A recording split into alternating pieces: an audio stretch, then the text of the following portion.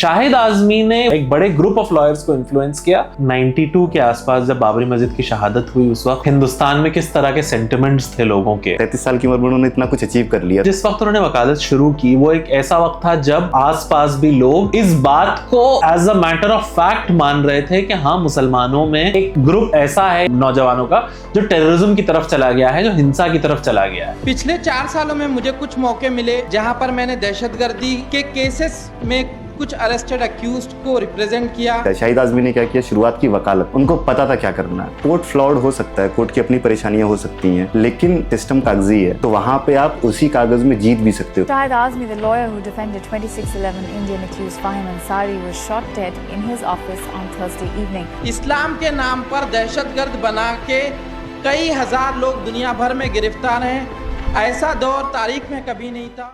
कुछ कहानियां सिर्फ कहानियां नहीं होती, वो एक आंदोलन होती है। कुछ आवाज़ें कभी नहीं मरती, वो हर अन्याय के खिलाफ गूंजती रहती हैं। शाहिद आज़मी की कहानी भी ऐसी ही है। एक वकील जो सिर्फ कानून की किताबों तक सीमित नहीं था, बल्कि उन बेगुनाहों की ढाल बना जिन्हें सिस्टम ने गलत तरीके से अपराधी बना दिया था। आज 11 फरवरी उनकी 15वीं बरसी पर हम जानेंगे कि कैसे शाहिद आज़मी की ज़िंदगी लंबी तो नहीं थी, लेकिन बड़ी जरूर थी। 11 फरवरी 2010 शाम का वक्त मुंबई के कुर्ला इलाके में शाहिद आज़मी के चैम्बर में घुसकर उन्हें गोली मार दी गई। उनकी मौत ने एक आवाज को खामोश करने की कोशिश की, लेकिन शाहिद मरकर भी अमर हो गए। उनकी कहानी यहाँ खत्म नहीं होती, बल्कि यहीं से शुरू होती है। देखिए, शाहिद आज़मी की कहानी हम लोगों के लिए एक इंस्पिरेशन भी है और साथ ही हमारे लीगल सिस्टम पे एक बहुत ही तल्ख कमेंट्री भी है, क्योंकि शाहिद के बारे में हम लोग ये जानते हैं कि वो बहुत मुश्किल सर्कमस्टांसेस में उन्होंने कुछ हार्ड चॉइसेस लिए। उन्होंने एक बहुत मुश्किल करियर चुना। उसमें उन्होंने उनके साथ जो हुआ था, जो उन पे बीती थी, उसकी वजह से उन्होंने अपने जैसे और दूसरे बेगुनाह लोगों के केसेस लड़ना शुरू किए, उसमें सक्सेस हासिल करना शुरू की। और इस इंस्पिरेशनल स्टोरी के साथ किसी भी और मुल्क में, किसी भी और समाज में ये एक्सपेक्ट किया जाता कि उन्हें ऑनर किया जाता, उन्हें फैसिलिटेट किया जाता, वो हमारी समाज की लीडरशिप में देखे जाते। लेकिन अनफॉर्चुनेटली हमारा पूरा लीगल और पुलिस सिस्टम की ये ट्रेजेडी है कि ऐसे शख्स को ऑनर करने के और ऐसे शख्स को एक इंस्पिरेशन के तौर पे दिखाने के बजाय उनका मर्डर किया गया और उनके मर्डरर्स को, उनके फैमिली को भी आज तक उस मर्डर का इंसाफ नहीं मिला है। शाहिद की अपनी जिंदगी अन्याय के साथ शुरू हुई थी। उन्हें 1990 के दशक में यूएपीए के पुराने और अधिक कड़े रूप टाडा के तहत गिरफ्तार होने के बाद 5 साल तिहाड़ जेल में बिताने पड़े थे। उस वक्त शाहिद 17 साल के थे। उस वक्त शाहिद आज़मी की उम्र 14-15 साल रही होगी मुश्किल से, और उस वक्त में उनको कई लोगों ने, उनको ऐसे ग्रुप मिले जिन्होंने उनको ब्रेन वॉश करने की कोशिश की। उनको कश्मीर भी लेकर गए वेपन्स ट्रेनिंग के नाम पे और वायलेंट रास्ते पे ले जाने की कोशिश की गई उनको, लेकिन उससे वो निकल के आए, उससे वो दूर हटे और वो एक दूसरे तरह के लड़ाई, एक दूसरे तरह के रास्ते की तरफ गए।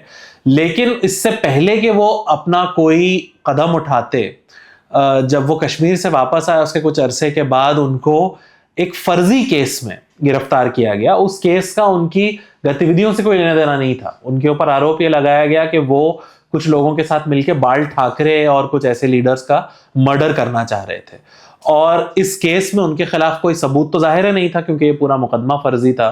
लेकिन एक 16 साल की उम्र में उनको ये गिरफ्तारी हुई थी। शाहिद आज़मी की डेथ हुई है 33 साल की उम्र में।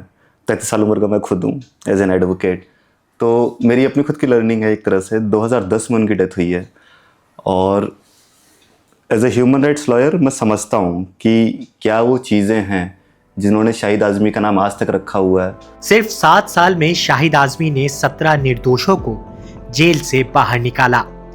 शाहिद ने 7/11 मुंबई लोकल ट्रेन विस्फोट, 2006 मालेगांव बम विस्फोट, 2006 औरंगाबाद हथियार बरामदगी मामला और 26/11 मुंबई आतंकी हमले के मामले समेत कई हाई प्रोफाइल मामलों में सरकारी मशीनरी के खिलाफ कानूनी लड़ाई लड़ी।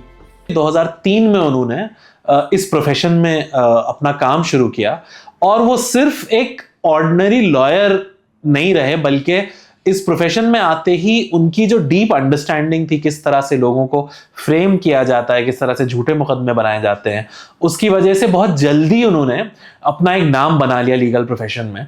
2003 से 2010 के बहुत ही छोटे करियर में उन्होंने कई मेजर केसेस में एक्विटल्स हासिल किए, और न सिर्फ एक्विटल हासिल किए बल्कि एक तरह से पूरा जो स्टेट का कॉन्स्पिरेसी, स्टेट का एक नैरेटिव है मुस्लिम यूथ को टेरर केसेस में फंसाने का, और जिस तरह से लीगली वो नैरेटिव रचा जाता है, कोर्ट्स में उन्होंने उस नैरेटिव को डिसमेंटल करना शुरू किया। बहुत ही यंग और इनएक्सपीरियंस्ड होने के बावजूद उन्होंने बहुत कॉम्प्लिकेटेड केसेस लड़े और उसमें पुलिस के जो नैरेटिव्स थे उनको एक्सपोज किया, जो लैक ऑफ एविडेंस था उसको एक्सपोज किया। साथ ही में उन्होंने पब्लिकली एक नैरेटिव, एक काउंटर नैरेटिव देना शुरू किया। तो उनको खुद एक आइडिया था कि क्या प्रॉब्लम क्या है, जो प्रॉब्लम है कम्युनिटी का प्रॉब्लम क्या है, रिप्रेजेंटेशन नहीं है आपका कोर्ट में। कोर्ट फ्लॉड हो सकता है, कोर्ट की अपनी परेशानियां हो सकती हैं, लेकिन है कागजी कार्रवाई, सिस्टम कागजी है, तो वहाँ पे आप उसी कागज़ में जीत भी सकते हो कई बार, जो उन्होंने खुद दिखाया। 2006, 2008, 26/11 इतने सारे एक्विटल उन्होंने इतने कम टाइम में कर दिए। 33 साल की उम्र के बाद, आप समझ रहे हैं, 33 साल की उम्र में उन्होंने इतना कुछ अचीव कर लिया, तो हमको ये समझना पड़ेगा कैसे अचीव कर लिया। जिस वक्त उन्होंने वकालत शुरू की वो एक ऐसा वक्त था जब खुद मुस्लिम कम्युनिटी में और आसपास भी लोग इस बात को as a matter of fact मान रहे थे कि हाँ, मुसलमानों में एक बड़ा तबका टेररिज्म या एक ग्रुप ऐसा है नौजवानों का जो टेररिज्म की तरफ चला गया है, जो हिंसा की तरफ चला गया है, और इसको इसी तरह से डील किया जाता था। लेकिन शाहिद आजमी और ऐसे कई सारे लोगों ने जब काम करना शुरू किया, उन्होंने दिखाना शुरू किया कि जो मुकदमे पुलिस बनाती है, गढ़ती है, वो असल में फैब्रिकेटेड मुकदमे होते हैं। और 90 से सिलसिला शुरू हुआ, 2010 के बाद जाकर के वो सिलसिला शुरू हुआ जब 15 साल 20 साल जेल में रहने के बाद लोगों को बाइज्जत बरी होना शुरू हुआ, एक्विट होना शुरू हुए, और कोर्ट के थ्रू ये साबित होना शुरू हुआ बड़े पैमाने पे कि मुसलमान, ज्यादातर ये केसेस फर्जी होते हैं। और खुद यूएपीए का और टेरर लॉज का जो डेटा है, अगर आप उस डेटा को देखिएगा तो ये बताता है कि 2% से भी कम कन्विक्शन रेट ट्रू सेंस में होता है। शाहिद आजमी सिर्फ एक नाम नहीं, एक विचारधारा थे। वो इस देश के उन तमाम बेगुनाहों की आवाज थे जो सलाखों के पीछे दम तोड़ रहे हैं। उनकी कहानी हमें बताती है कि न्याय की राह आसान नहीं, लेकिन अगर हिम्मत हो तो लड़ाई अधूरी नहीं रह सकती। 15 साल बाद भी उनकी लड़ाई जिंदा है और जारी है।